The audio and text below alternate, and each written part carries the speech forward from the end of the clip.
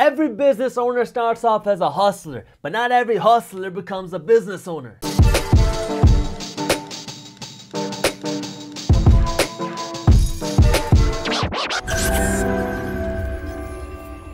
What's up everybody, I am Jaspreet Singh and welcome to the Minority Mindset and welcome back to Make It Happen Monday. Every successful business person out there started off as a hustler at some point in their life.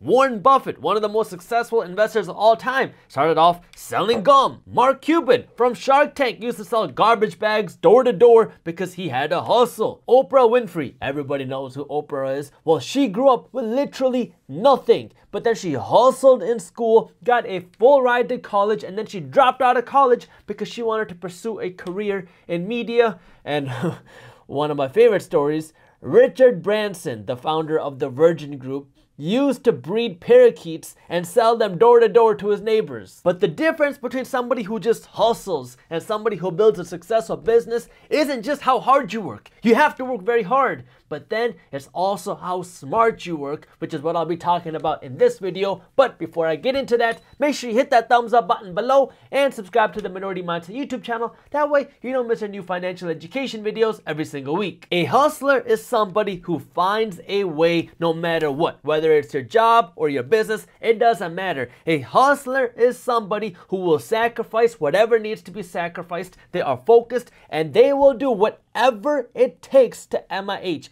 Make it happen. It doesn't matter. When you are a hustler, you cannot stand that lazy person mindset and the lazy mentality. But it takes a lot more than just hustle to build an empire. I'll tell you what I've learned. When I was a little kid, all I knew was how to hustle. And so I started off by doing a paper route when I was in elementary school where I made 7 cents per house that I delivered paper to. And the company, funny story, that I used to deliver paper from actually went out of business. They shut their doors without letting us, the paper route people, know, and they still owe me $14. I cut my neighbor's lawns. I started selling t-shirts. I used to do my friend's math homework with $20 a pop. Sorry, Mr. Myers. But these are things that I used to do because that's all I knew. I knew how to hustle. And then I started learning and reading books. I started learning about entrepreneurship. And so my thinking started to change because now I started learning about creating value. I worked at a lot of Indian weddings. And so I got to know a lot of DJs. And when I went to college, I thought everybody went to college to study and, become very successful in their careers. But what I didn't realize was how much people party when they go to college. I had no clue that people partied in college. I know it sounds silly now, but that's what I thought. And so I went to college and I saw all these people were partying on weekends and I wasn't into partying and I needed something to do on weekends. So I decided to host the parties people went to.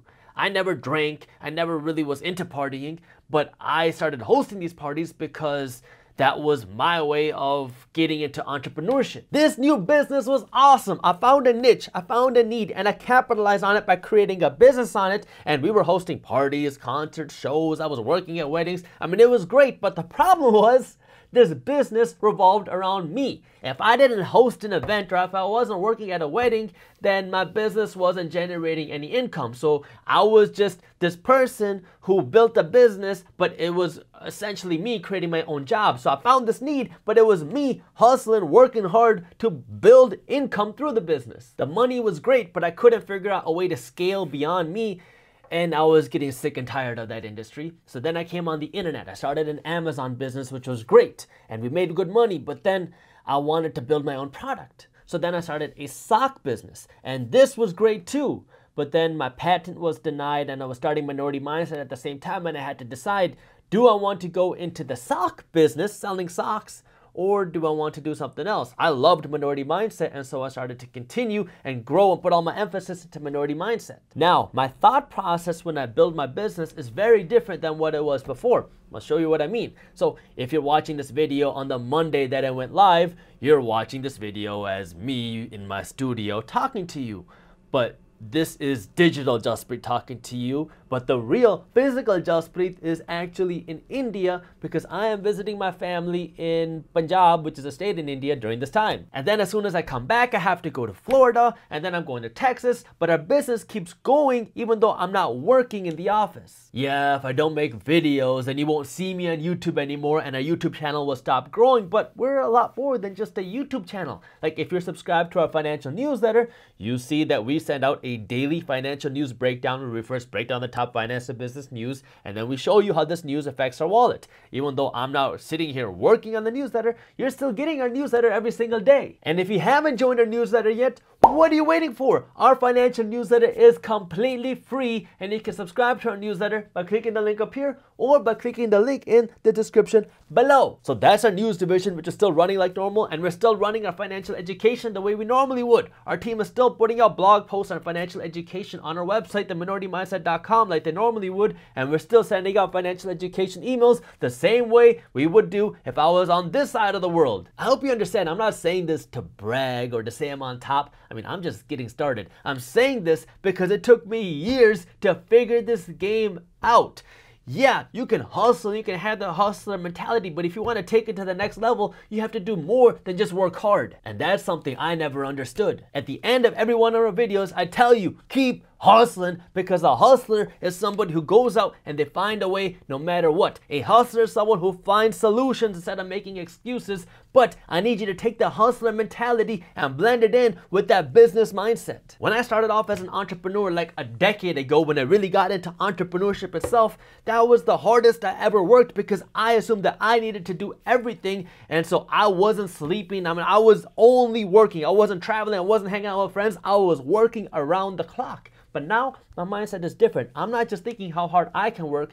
I'm thinking how big can we grow and how big can we scale, and that's a lot bigger than just me. But I'm not going to end it here. Stick with me for one more minute. Because we talk so much about financial education, what you have to understand is that this, your job, your hustle, your business, whatever it is, this is making you your primary income. The second question you have to ask yourself now is, what do you do with this primary income when this money comes into your bank account? If you're that hustler, entrepreneur, business owner, and you want domination, you got to take this income and reinvest it back into your business. That's what some of the greats have done. Sam Walton, the founder of Walmart, talks about this in his book, Made in America.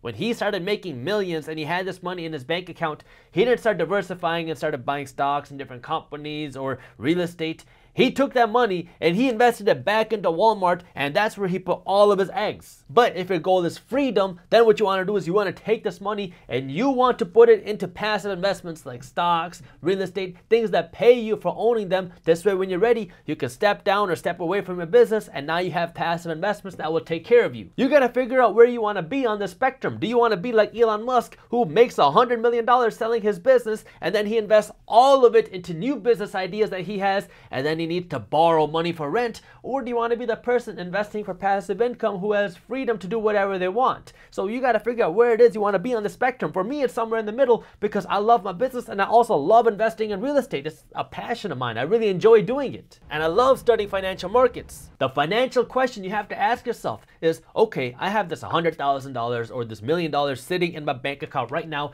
earning me next to nothing, like let's say 1% a year. Now, if I take this money and I put it in the stock market or in real estate, I might get a 7% return on my money. Not bad. But if I put this in my business, I might get a question mark return on my money, depending on what your business is and how it's doing.